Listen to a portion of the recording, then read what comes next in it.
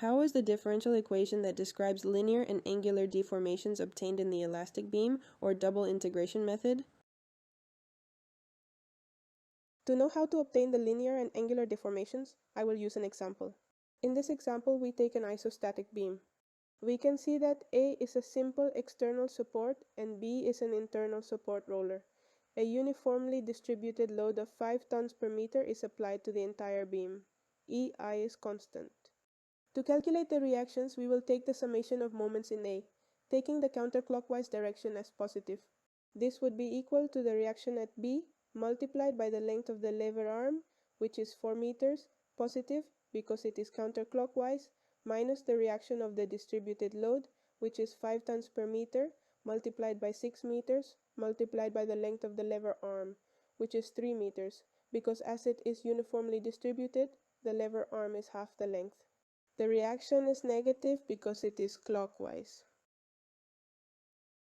And we obtain that the reaction at B is equal to 22.5 tons upwards, and the reaction at A is equal to 7.5 tons upward. First, we divide the beam into two sections, one between point A and B, and one between point B and C. The first reaction from 0 to 4, and with the help of our free body diagram, we obtain the summation of moments, taking the counterclockwise direction as positive. Furthermore, in section 2, which goes from 4 to 6, we also calculate the sum of moments.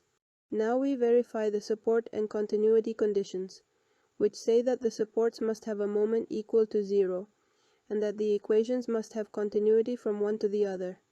We evaluate the first equation. When x is equal to 0 at support A, the moment is equal to 0, and when x is equal to 4, the moment is equal to minus 10.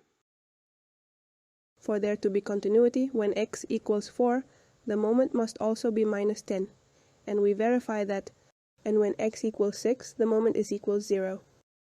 Now we start with the double integration method in the sections from 0 to 4. We integrate the moment equation and get the rotation, and we integrate again to get the linear displacement. Now on the other segment, we do the same thing, and we get the following equations. We can see that each section of the beam has two equations, and each equation has a constant.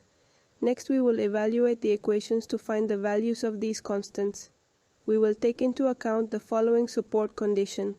The linear displacement at the supports is 0. Therefore, in the first equation, the displacement is equal to 0 when x is equal to 0. We substitute and obtain that the constant 2 is equal to 0. And in the second equation, the displacement is equal to 0 when x is equal to 4. We substitute and obtain this equation. Continuity equations. The rotations when x equals 4 must be equal in both sections. We equal equation 1 and 3 when x equals 4 and evaluate obtaining the following equation. The linear displacements when x equals 4 must be equal in both sections. We equal equations 2 and 4 and get the following equation. Now we have 4 equations. We need constant 1, constant 3, and constant 4. We put these values in a matrix and we get the values of the constants. Now we can substitute the constants for the values that we got, and we get the linear and angular deformation equations.